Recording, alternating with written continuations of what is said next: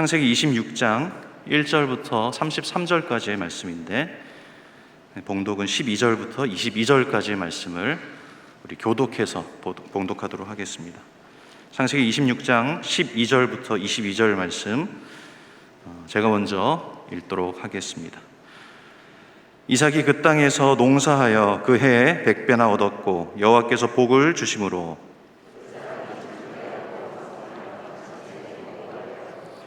양과 소가 떼를 이루고 종이 심이 많으므로 블레셋 사람이 그를 시기하여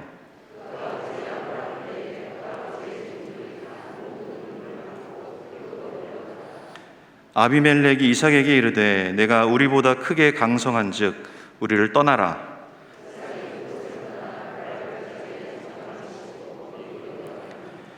그 아버지 아브라함 때에 팠던 우물들을 다시 팠으니 이는 아브라함이 죽은 후에 블레셋 사람이 그 우물들을 메웠음이라. 이삭이 그 우물들의 이름을 그의 아버지가 부르던 이름으로 불렀더라.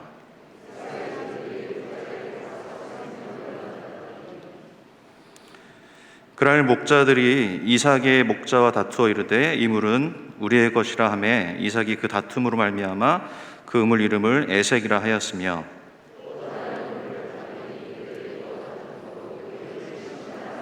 우리 함께 읽도록 하겠습니다. 이삭이 거기서 옮겨 다른 우물을 팠더니 그들이 다투지 아니하였으므로 그 이름을 이제는 여호와께서 우리를 위하여 넓게 하셨으니 이 땅에서 우리가 번성하리로다 하였더라. 아멘. 제가 한 20살, 21살 때 정도 됐던 것 같습니다. 당시에 같이 제자훈련 받던 형들 또 친구 이렇게 총 5명이 있었는데, 같이 영화 보고 집에 가는 길에 서울의 신도림역이라고 있는데 그곳에서 전도를 당했습니다. 당한 게 맞는데 이단 분이었기 때문에 여호와의 증인이었습니다. 그래서 그림책을 가지고 와서 저희한테 이렇게 전도를 하셨는데, 그때 저희가 당황하다가 갑자기 이제 지하철이 와서 이제 타고 집으로 그냥 왔던 좀 그런 기억이 있습니다. 그렇게 지하철에 타고 오는 길에 우리가 뭔가 좀 분위기가 심상치 않다라는 그런 느낌을 받았습니다. 왜냐하면 그 다음 주 가보니까 그 이유를 알았던 게 전도사님께서 이제 전도 훈련을 해야 되겠다라고 우리에게 말씀을 하시고, 그 다음 주부터 전도에 대해서 계속 배우고 이렇게 전도지를 다 외워서 결국에는 한 달 정도 뒤에 전도를 나가게 되었습니다. 그 이단을 만났던 것이 이유였죠. 그래서 우리는 어디로 나갔겠습니까? 지하철역으로 나갔습니다. 처음에는 앉아있는 분들, 그 당시에는 스마트폰이 없었으니까 이렇게 앉아서 그냥 이렇게 멍 때리고 있는 분들한테 가서 전도를 한 몇 주 하다가 전도사님께서 이제 성에 안 차셨는지 우리 지하철 안으로 들어가자, 기차 안으로 들어가자라고 말씀을 하시고, 그 다음 주에 함께 5명이 그렇게 지하철 안으로 들어갔습니다. 전도사님께서 먼저 시범을 보이시고, 제가 한 20살, 21살 때 사진인데 몰래 승객인 척하고 다른 형이 찍어준 거예요.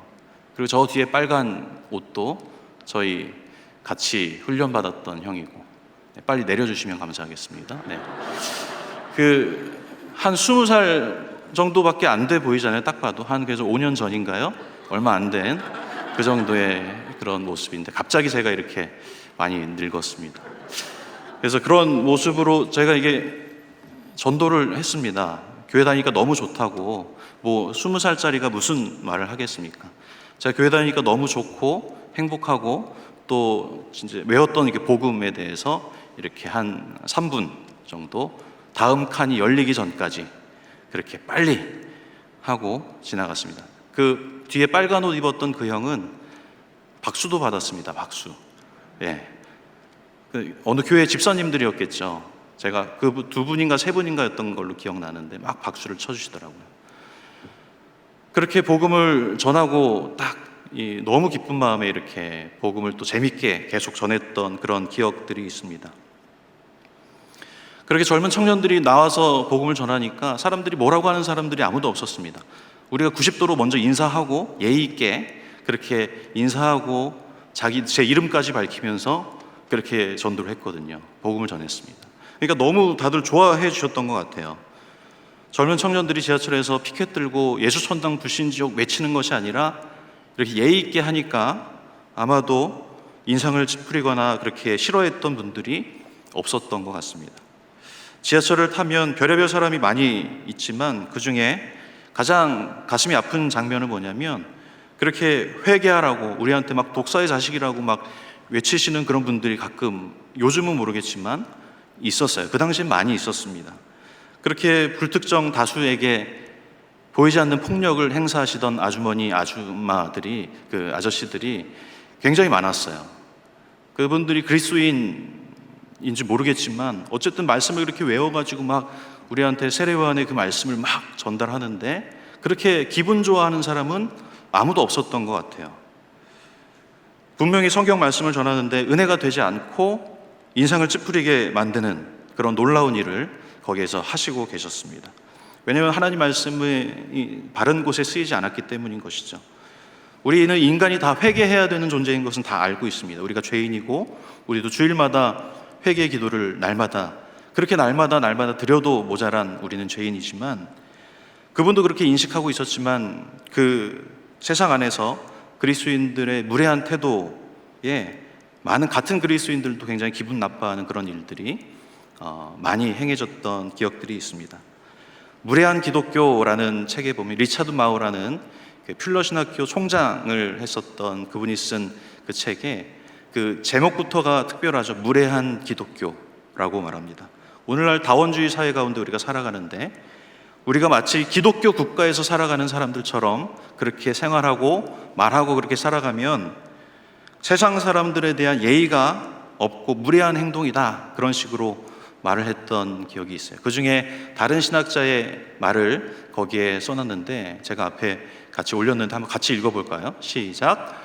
오늘날 문제 중 하나는 예의 바른 사람은 종종 강한 신념이 없고 강한 신념을 가진 사람은 예의가 없다는 점이다.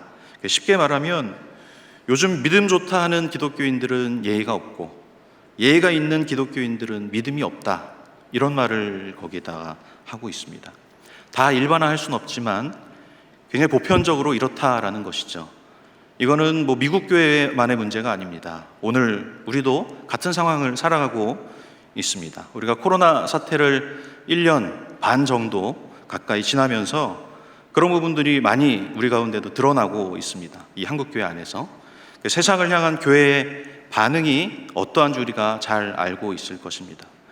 우리는 교회로서 세상과 좀 대화하는 방식을 좀 배워야 될 필요가 있습니다. 세상이라는 말은 그냥 우리가 바라보는 세상, 어떤 정부를 얘기하기도 할 수 있고 세상에 믿지 않는 나의 동료들 아니면 나의 친구들 또 뭐 가족들이 될 수도 있습니다. 그 세상은 다른 사람은 아랑곳하지 않고 지하철 안에서 그렇게 피켓 들고 예수 천당 불신지옥을 외치면서 우리에게 독사의 자식이라고 외치면서 그렇게 지하철을 다니는 것처럼 내 삶의 방식이 복음을 가진 자답게 세상 앞에 그렇게 살지 못하고 세상 앞에 그렇게 무례하고 그렇게 살아가는 그리스도인이 되진 않았는지 우리가 좀 생각해 볼 필요가 있습니다. 우린 지금 예배를 우리가 이렇게 드릴 수 있다라는 것이 그냥 우리가 기독교 국가에 사는 사람들이기 때문에 드릴 수 있는 것이 아니라 우리는 이 다원주의 사회에서 지금도 우리가 유일한 이 복음을 전해야만 하는 그런 선교사 같은 인생을 살고 있다라는 그 정체성을 우리가 좀 기억하며 살아가는 게 필요한 시기인 것 같습니다. 오늘 본문에는 이 세상의 방해와 시기와 어떤 공격 가운데 세상의 방식대로 그들을 대하지 않고 그런 어떤 하나님이 주신 다른 방식으로 세상을 대하며 승리를 경험한 한 인물이 나옵니다. 이삭이죠. 그 이삭이 어떻게 세상 가운데 반응하면서 어떻게 하나님의 백성으로 그 승리를 경험할 수 있었는지 오늘 한번 같이 보고자 합니다. 먼저 이삭은 하나님의 언약을 신뢰하는 삶을 살았습니다. 하나님의 언약을 신뢰했습니다. 1절에 보면 이렇게 말하죠. 아브라함 때에 첫 흉년이 들었더니 그 땅에 또 흉년이 들매 이삭이 그랄로 가서 블레셋 왕 아비멜렉에게 이르렀더니 라고 말합니다. 이 본문은 아마 일부러 이삭과 아브라함을 성경이 연결시키고 있는 것 같습니다. 아브라함도 흉년이 들었을 때 가나안 땅을 떠나는 일이 있었어. 그리고 오늘 이삭도 흉년이 들어서 가나안 땅을 떠나서 그랄 땅으로 가게 됩니다.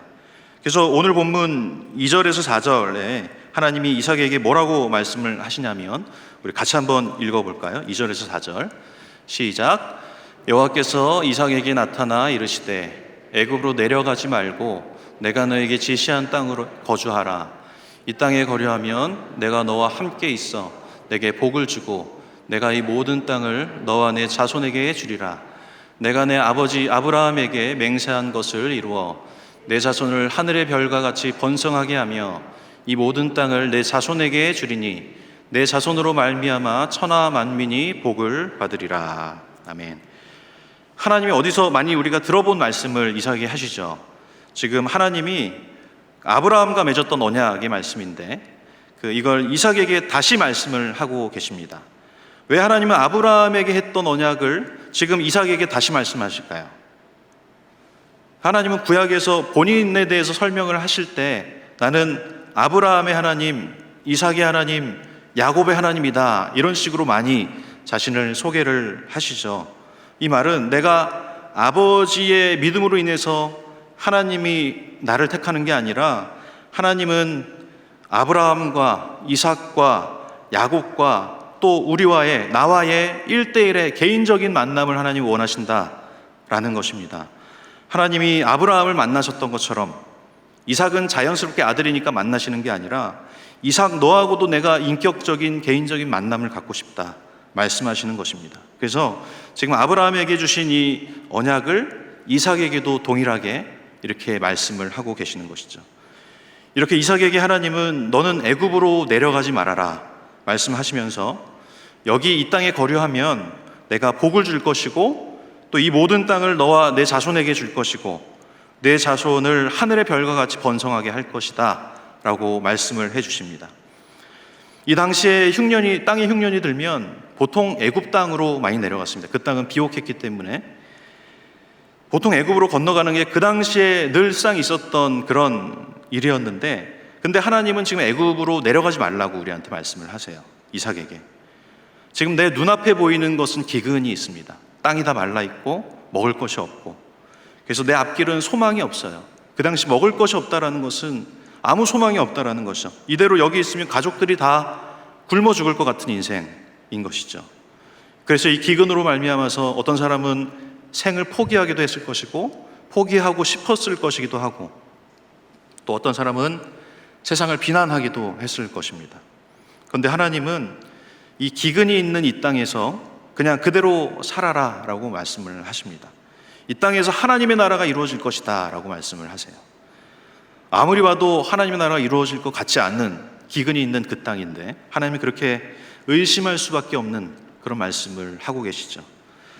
그러나 이렇게 하나님이 나에게 내 삶에 주신 삶의 비전과 어떤 그 뜻이 내 삶에 전혀 나타날 기미가 보이지 않고 상황이 아무리 절망적일지라도 나에게 주신 그 언약은 누가 맺어주신 언약인 것이죠? 하나님이 맺으신 언약인 것이에요. 오늘 이삭의 삶에도 기근이 있었지만 전혀 하나님의 언약이 이루어질 것 같지 않은 인생, 그 눈앞에 그런 인생이 펼쳐져 있지만 지금 오늘 이삭은 그 가운데 어떻게 행동을 하는지 우리가 보길 원합니다.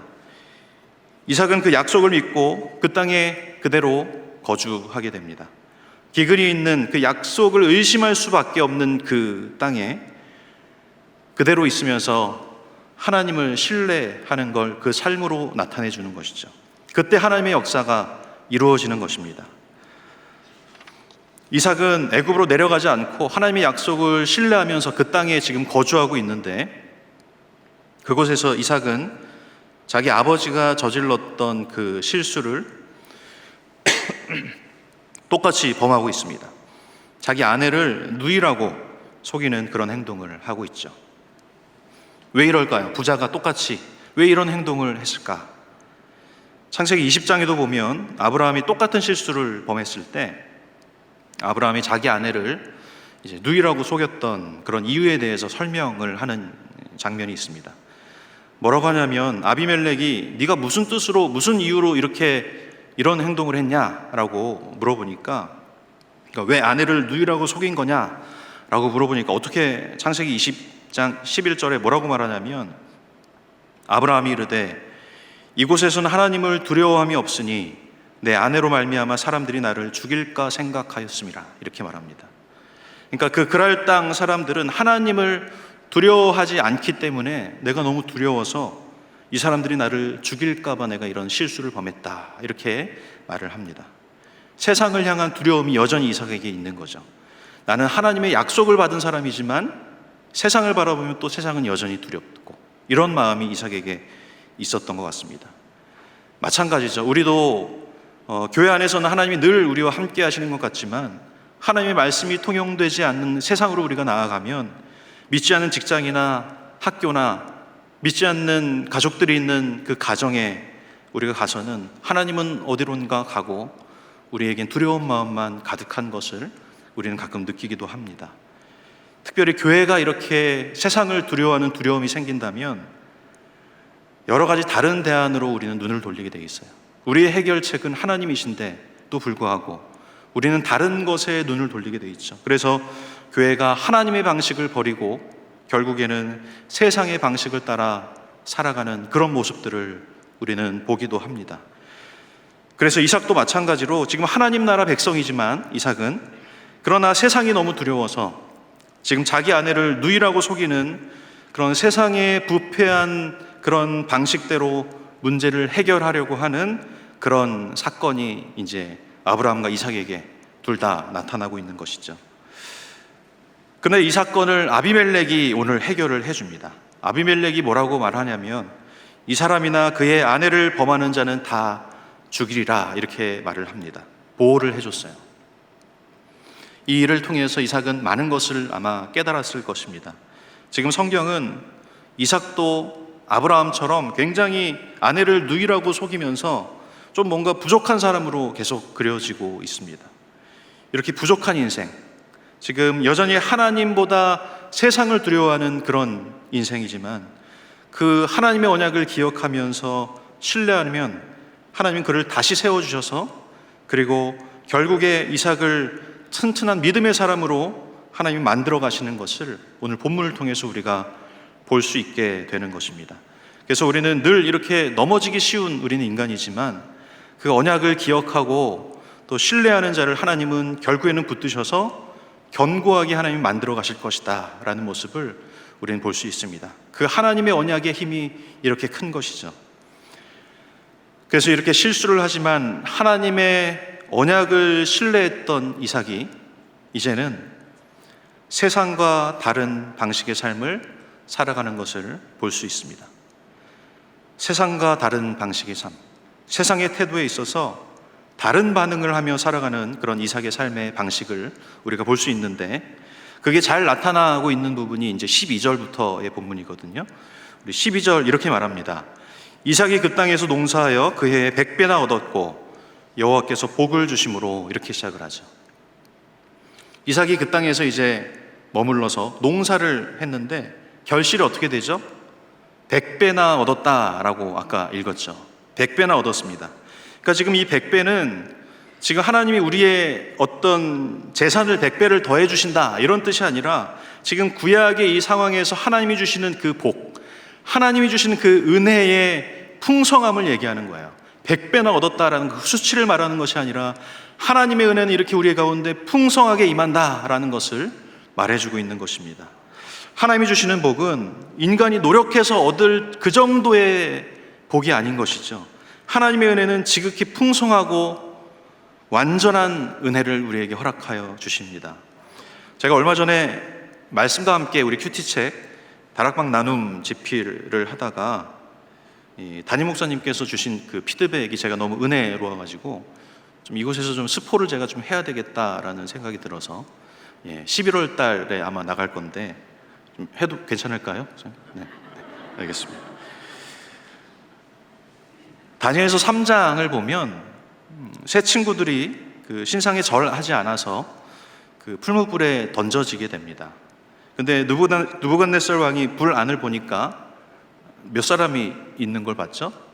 4사람이 있는 걸 봤어요. 그래서 그 한 사람을 보고 신들의 아들이다 이렇게 말하는 장면이 있습니다.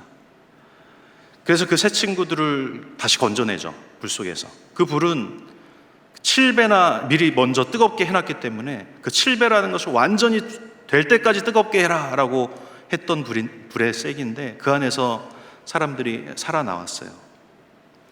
근데 그들을 결박했던 옆에 있던 군인은 벌써 다 죽었고, 그 세 친구들을 건질 때 성경은 의도적으로 어떻게 표현을 하냐면 불이 능히 그들의 몸을 해하지 못했고 머리털도 하나 해하지 못했고 그리고 겉옷빛도 변하지 않았고 마지막에 어떤 표현을 하냐면 불탄 냄새도 없었다 이런 표현을 합니다. 불탄 냄새도 없었다.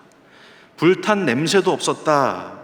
이 말은 다니엘의 세 친구가 그냥 불 안에 들어갔다 오면 좀 이렇게 인간적으로 머리카락이라도 좀 타야지 인간적인 것 같은데 그 정도 아무것도 없었다라는 것이, 불탄 냄새도 없었다라는 것은 하나님의 보호하심 그리고 하나님의 은혜, 하나님이 우리를 붙들어 주시는 것은 그냥 우리가 인간이 할 수 있는 그 정도가 아니라 하나님은 우리에게 완전한 보호하심과 그 은혜를 허락하신다라는 것을 우리에게 말하고 싶은 겁니다. 그래서 성경 의도적으로 불탄 냄새도 나지 않았다라는 것을 구체적으로 그렇게 성경 안에 표현을 하면서 하나님의 은혜는 우리가 예상할 만한 그런 정도의 은혜가 아니라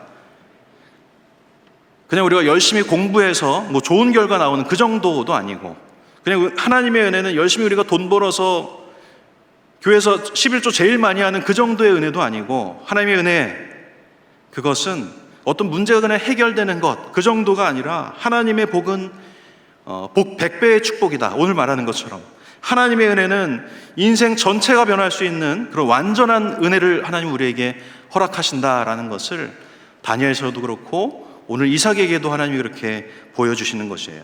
100배의 축복이라는 것은 하나님이 아니면 할 수 없는 그 은혜, 그 불탄 냄새조차 나지 않는 그 은혜, 그런 축복을 하나님은 완전한 축복을 우리에게 허락하실 것이다 라는 것을 성경 곳곳에서 우리에게 계속해서 말씀을 해주고 계시는 것입니다. 하나님이 아니면 도저히 나타날 수 없는 그 변화가 우리 가운데 이렇게 나타나는 것이 100배의 축복이다 이렇게 말하고 있는 것입니다. 우리도 그 기대를 가지고 예배 가운데 나와야 되고 우리도 그 기대를 가지고 기도 가운데로 들어가야 될 것입니다. 그러니까 100배라는 이 표현은 지금 이삭의 삶이 이전과는 차원이 다른 인생이 되었다라는 것을 지금 우리에게 말해주고 있는 것이죠. 이삭은 하나님의 복을 받고 이제 차원이 다른 인생이 되었어요. 세상과 차원이 다른 그런 은혜를 지금 입은 것입니다.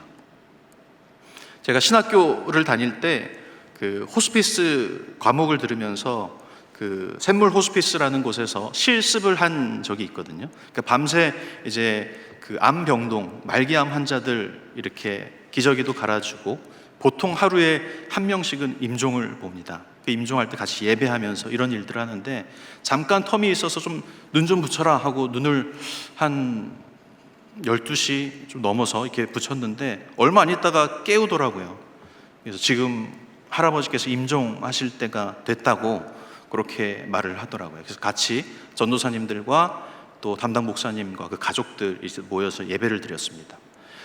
예배를 드리는데 무슨 찬송을 했는지는 제가 기억이 잘 안 나지만 그 빠른 찬양이었던 것 같아요. 빠른 찬양을 하는데 그 누워있던 이제 임종을 앞둔 분께서 박수를 치시더라고요. 누워서. 네. 그래서 깜짝 놀랐죠. 충격을 받았죠. 그래서 박수를 한 1절 이렇게 치시다가 힘이 빠져서 내려놓고 4절 마치고 하나님 곁으로 가셨습니다. 그래서 놀랐어요.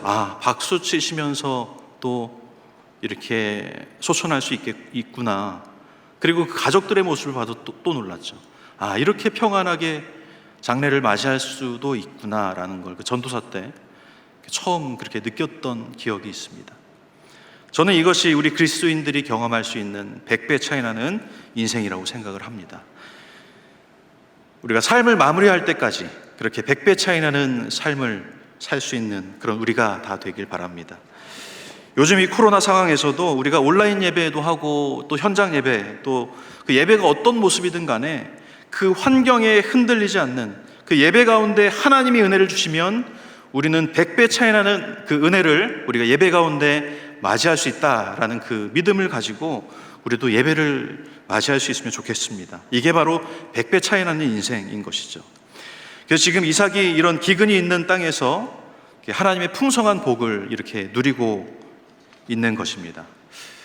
그런데 이렇게 하나님이 내 삶에 함께 하시면, 그래서 또 100배 차이 나는 인생을 그렇게 우리에게 허락을 하셨다면, 이제 모든 세상의 사람들은 우리의 삶을 보고 와, 어떻게 저런 삶을 살 수 있을까 하면서 우리의 삶을 이렇게 막 따라오고 할 수 있을 것 같기도 한데, 지금 이삭의 삶을 보니 어떤 일이 일어나고 있냐면 우리 13절부터 16절까지의 말씀인데, 우리 한번 같이 한번 읽어보시죠. 13절부터 16절까지 시작.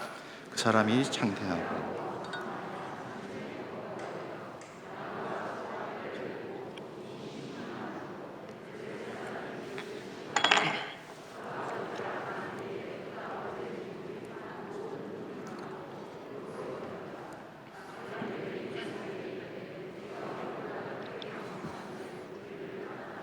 아멘. 그 하나님의 복을 받아도 세상은 우리에게 시기와 때로는 핍박을 이렇게 던져줍니다. 하나님이 복을 주셨는데 그 복의 실체이신 하나님을 모르는 세상은 당연히 우리를 시기하고 핍박하겠죠. 이삭은 하나님의 은혜로 거부가 되었다 이렇게 표현을 하는데, 근데 세상 사람들은 그가 가지고 있는 우물을 계속 빼앗아가요. 이때 그러면 하나님의 백성들은 이런 상황에서 어떻게 반응하며 살아가야 되는 것인가? 어디 내가 하나님의 백성인데 나한테 이렇게 해 라고 반응하지 않습니다. 이삭은 지금 이 삶의 위기 가운데 여유가 있는 것이죠. 예수님이 병을 고치러 갈 때도 예수님은 지체하시죠. 그 나사로를 고치러 갈 때도 다른 곳에서 이틀을 유하시다 가시기도 하고, 소녀를 달리다금 고쳐주시러 갈 때도 도중에 혈루병 걸린 여자를 고치고 가시기도 합니다. 예수님 사역으로 많이 바쁘실 때도 새벽 오히려 미명에 본인이 기도할 수 있는 곳에 가서 여유 있게 하나님 만나는 그 시간을 꼭 가지셨던 분이시죠. 예수님의 삶은 막 급하지 않습니다. 예수님 사역으로 분주하셨고 바쁘셨지만 그의 인생은 급한 인생은 아니었어요. 이거 안 하면 내가 죽을 것 같아, 그런 일은 없었던 것입니다. 마르다가 예수님이 나사로가 병들었을 때는 고치실 수 있는 분이라고 여겼을지 몰라도 나사로가 죽었을 때 왜 이렇게 늦게 왔냐라고 예수님한테 말하죠. 그러니까 예수님이 죽은 자를 살리시는 분이시다라는 것까지는 몰랐던 것 같아요. 예수님은 죽음을 이기시는 분이시다라는 것이 우리에게 영적인 여유를 가져다 주는 것입니다. 이 당시 우물이라는 것은 굉장히 중요한 자산이죠. 가족들의 생계가 달려있는 곳이기도 하고 물이 없으면 살 수 없는 것이기 때문에 우물 중심으로, 또 물이 있는 곳 중심으로 이 부족들이 다 모였습니다. 그래서 우물을 빼앗겼다라는 것은 지금 굉장히 인생의 큰 위기를 맞이했다라는 표현입니다. 그런데 이삭은 그 우물을 되찾기 위해서 그들이 빼앗았던 것 같이 똑같은 방식으로 무력으로 싸워서 막 이기고 이러지 않아요. 그냥 다시 떠나가는 것이죠. 17절부터 우리 19절까지 한번 같이 읽어보겠습니다. 시작. 이삭이 그곳을 떠나 그랄 골짜기에 장막을 치고 거기 거류하며 그 아버지 아브라함께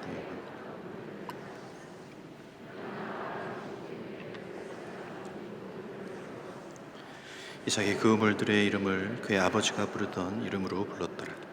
이삭의 종들이 골짜기를 파서 샘 근원을 얻었더니, 아비멜렉이 와서 이삭에게 너 떠나가라, 내가 이거 뺏을 거야, 너 가, 떠나가 이러니까 이삭이 그곳을 떠납니다. 그런데 19절에 보면 이삭이 다른 곳에 가서 샘의 근원을 얻었다라고 말을 하죠. 샘의 근원을 얻었다라고 기록을, 더 잘 된 것이죠. 샘 근원을 얻었으니까. 그 다음에는 20절에는 이렇게 말합니다.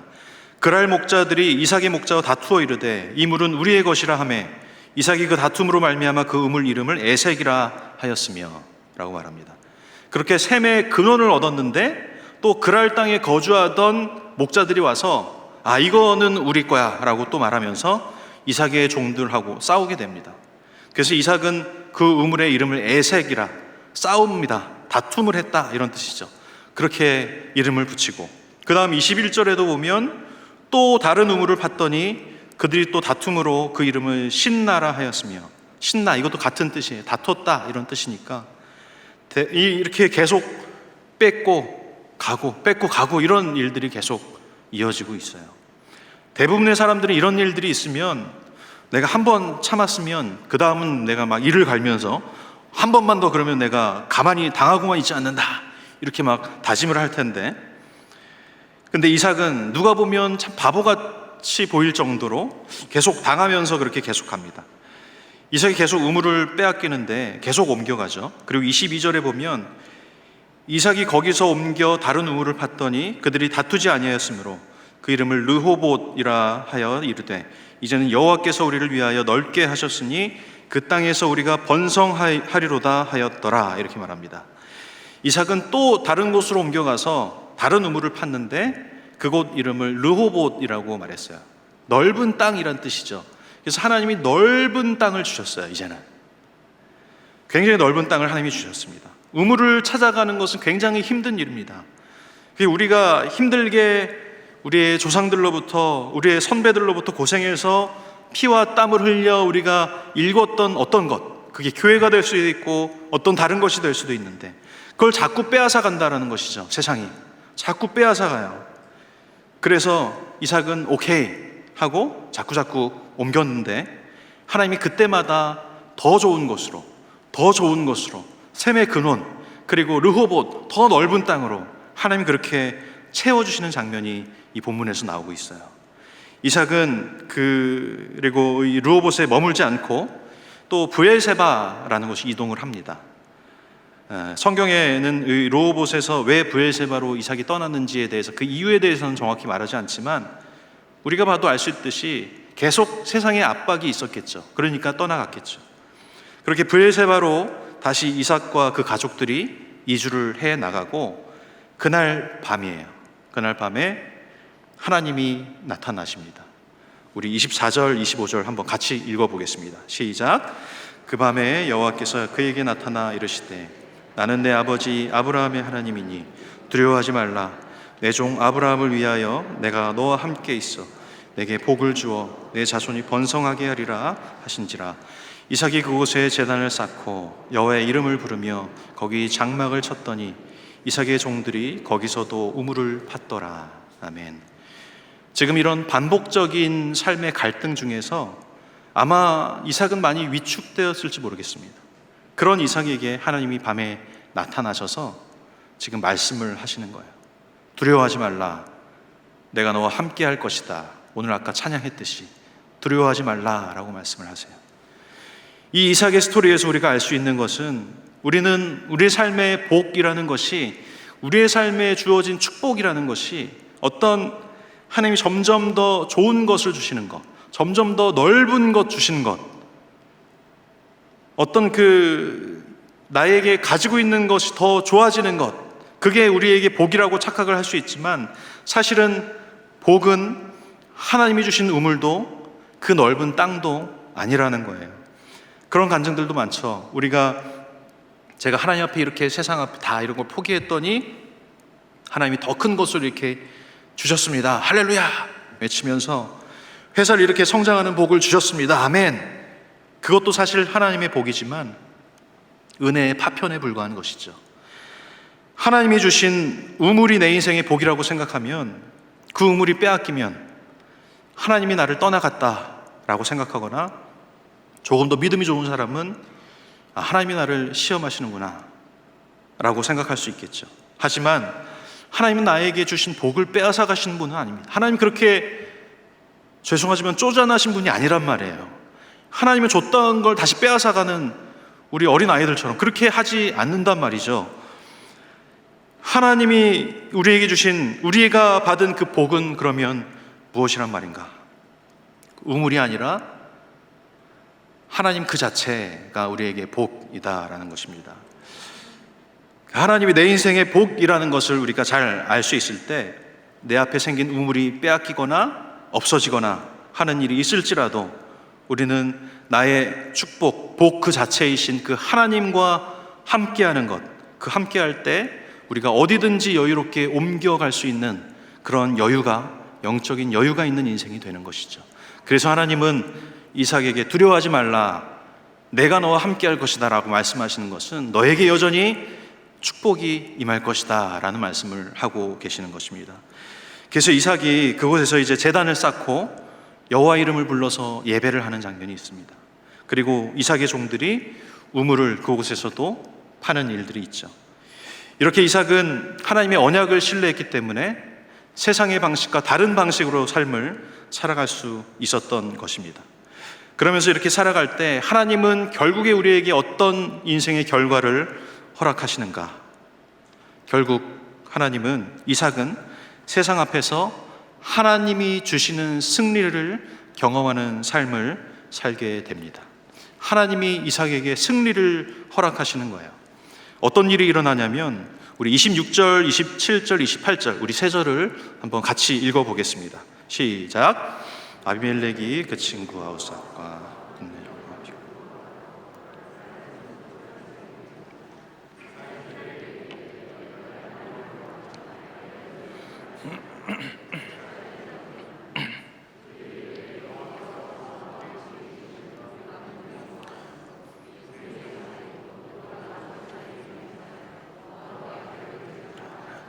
아멘. 하나님의 백성이 하나님의 말씀을 신뢰하면서 그렇게 살아갈 때 세상은 우리를 때론 핍박합니다. 그러나 그럴 때마다 우리가 이삭처럼 하나님이 원하시는 방식으로 반응하며 살아갈 때 세상은 이렇게 하나님의 백성으로 흡수되는 역사가 일어나는 것이에요.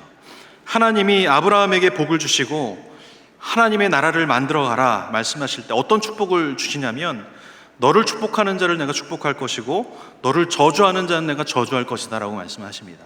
이 말은 아브라함에게 어떤 축복의 능력, 저주의 능력을 주셨다라는 말이 아니라 아브라함 속에 있는 그 복, 하나님의 사역을 보고 그걸 바라보며 칭송하며 그걸 바라보는 사람은 내가 축복할 것이다, 그들도 구원의 역사에 내가 옮겨놓을 것이다 라는 말씀을 하시는 것이죠. 그 아브라함 안에 있는 복을 사모하고 칭송하는 사람은 다 하나님의 유업을 기업으로 받게 될 것이다 라는 말씀을 하신 것이에요. 그래서 아브라함의 복을 통해서 사람들은 하나님의 백성으로 이렇게 계속 돌아오는 것이고, 그래서 아브라함을 통해서 하나님의 나라가 확장되었던 그 일들이 지금 이삭의 삶을 통해서도 똑같이 나타나고 있는 것입니다. 그러면서 이 아비멜렉이 이 브엘세바까지 이 이삭에게 쫓아와서 우리 맹세를 하면서 우리 이제 친하게 지내자라고 말하는 것이에요. 그동안 계속 자기 것을 빼앗았던 아비멜렉이 우리 화친 조약을 맺자, 우리 서로 공격하지 않기, 그러면서 여호와께서 너와 함께 계심을 우리가 분명히 보았으니까 우리 친하게 지내자, 너도 나도 너에게 있는 그 은혜를 같이 누리고 싶다, 이런 말을 하는 것이죠. 그리고 30절에 보면 이삭이 그들을 위하여 뭘 했다 그러죠? 잔치를 베풀었다라고 말합니다. 잔치는 그 계약사 중에 누가 베푸는 겁니까? 더 높은 사람이 베푸는 것이죠. 이삭이 그들을 위하여 잔치를 베풀었다라는 것, 이 표현은 이삭이 아비멜렉의 무리보다 더 높은 자리에 있다라는 것을 표현하는 것 같아요. 늘 빼앗기고 늘 도망갔던 이삭인데 지금은 이제는 이삭이 아비멜렉에게 잔치를 베푸는 것입니다. 이제는 이삭에게 아비멜렉이 와서 사정을 하는 것이에요. 지금 이삭이 힘과 군사력이 더 높아서 아비멜렉이 와서 지금 봐달라 이러는 것이 아닙니다. 여전히 군사력과 힘과 능력은 아비멜렉이 더 많았을지 몰라요.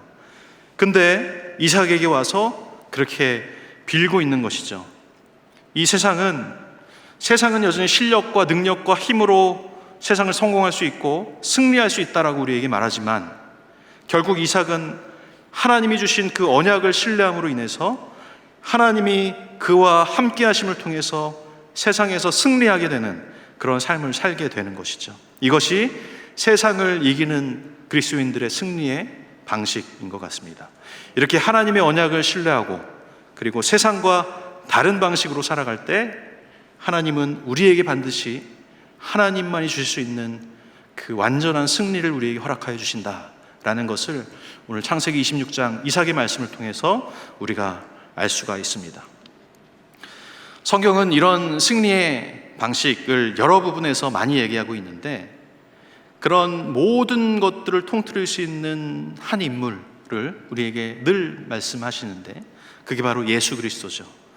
예수님께서 십자가에 달리시고 부활하신 후에 로마가 이제 그 그리스도인들을 더욱더 강경책으로 다스렸던 그런 시기들이 있어요. 그 땅에 이제 예수 믿는 그리스도인들이 하나둘씩 순교해 나가는 그런 시기, 그런 핍박이 많았던 그런 시기가 있었죠. 그래서 많은 사람들은 순교하고 했지만 또 많은 그리스도인들은 예수님을 배신하고 배반하고 그렇게 거부했던, 배교했던 그런 일들이 많이 있습니다. 그때 수많은 배교가 일어나는 그 시대 가운데 사도 요한은 요한계시록을 쓰면서 그 그리스도인들에게 말하고 있습니다. 그 배교하는 사람들에게 세상은 분명히 멸망할 것이지만 하나님의 나라는 영원할 것이다 라고 말하는 것이죠. 그래서 두려워하지 말고 힘내라, 우리가 승리할 것이다 라는 것들을 하나님이 환상을 통해서 보여주시고 그것들을 말씀하고 있습니다.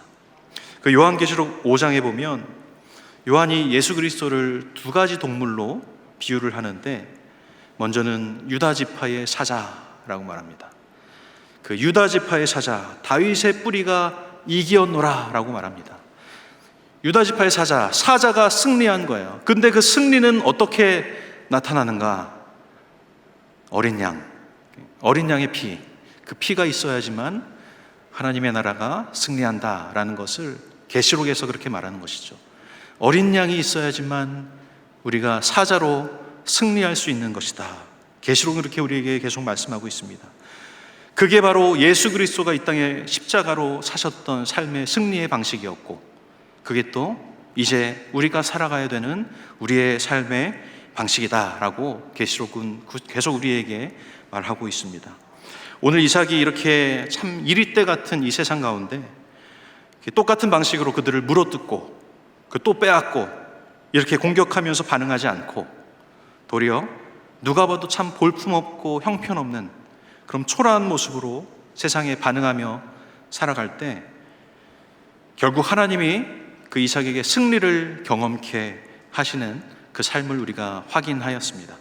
이 삶은 결국 예수 그리스도의 인생인 것이고 그의 승리의 방식이었던 것이고, 이제는 결국에 모든 우리 그리스도인들이 살아가야 되는 삶의 승리의 방정식이다라고 말할 수 있는 것입니다.